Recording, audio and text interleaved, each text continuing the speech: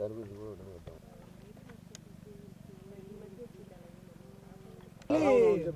అంటే మహాత్మా గాంధీ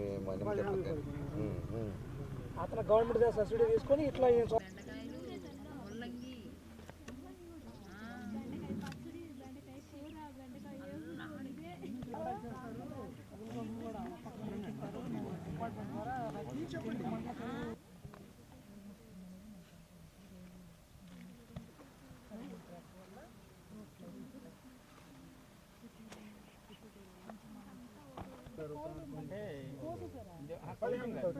ఉపాధి హామీ పథకం కింద మధ్యలో మన అంటే మహాత్మా గాంధీ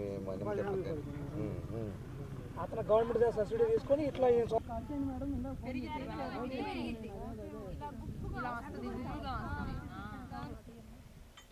తెల్లగా వచ్చేటది ఇంకా తెల్లగా ఉపాధి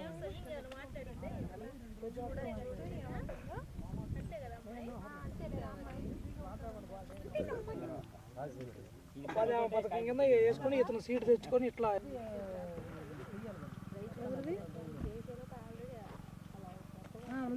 తయారు చేస్తున్నారు మీరు. జీవామృతం అని ఆవు పేడ, ఆవు పంచకము, బెల్లము, ఈ శనగపిండి ఈ మొత్తం వేసి వీటిని మిక్సింగ్ చేసి ఒక వారం 10 రోజులు ఉంచిన తర్వాత ఈ పురుగు మందులు వాడకుండా ఈ మందులతోటి ఈ డ్రిప్ ద్వారా ఈ నిమ్మ మొక్కలకి, ఈ కూరగాయల మొక్కలకి ఇచ్చుకుంటున్నామండి. దీనివలన బాగుంది, పైర్లు బాగున్నాయి, పురుగు మందులు అనేది వాడకం తగ్గిపోతుంది. మాకు అవి వాడిన దానివలన ఎఫెక్ట్గా ఉంటుందని ఇట్లా పెంచుకుంటే ఖర్చు కూడా తగ్గుతుందని ఇలా చేసుకుంటున్నాము. ఇంతకుముందు దీంట్లో మినివేసామండి, PU31 వేసాము, బాగానే పండింది. అది పీకేసిన తర్వాత మళ్ళీ ఇప్పుడు నెక్స్ట్ ఎండాకాలం బోర్లు, డ్రిప్పు అధికారులందరూ బాగా సహకరించి అన్నీ హెల్ప్ చేశారు.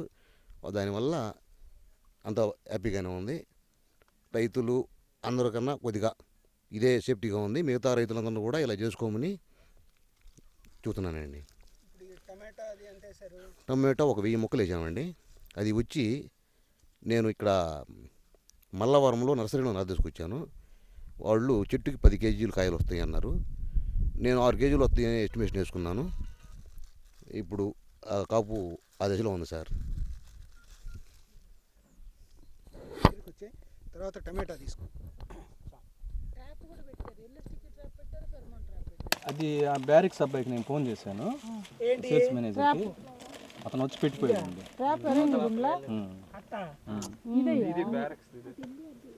బ్యారిక్స్ అతనికి సేల్స్ మేనేజర్కి ఫోన్ చేశాను అక్క. అతను వచ్చి డెమో పర్పస్ పెట్టి వెళ్ళిపోయాడు. సక్సెస్ అయితే కంప్లీట్ అంతా పెట్టేద్దాం, ఎందుకంటే అవతల బెండలు కూడా ఉన్నాయి కదా. తర్వాత మధ్యలో గ్యాప్ ఇచ్చాడు. అది బిస్కెట్ అక్క, అది బిస్కెట్ అవసరం వస్తుంది. అది టమాటోకి సంబంధించిన ఫ్లై తగిలితే వస్తుంది. అట్లా బ్యారెక్స్ అట్లా 33 రూపాయలు అవసరమా? పెద్దవి టమాటాలు బాగానే ఉన్నట్టుంది కదా. 10 కాకపోయినా వచ్చేలాగానే మొత్తం ఉన్న ఫీల్డ్లో ఇట్లా ఇంటర్ క్రాప్ చేసుకున్నది ఆదాయం ఎలా వస్తుంది అది కూడా చెప్తే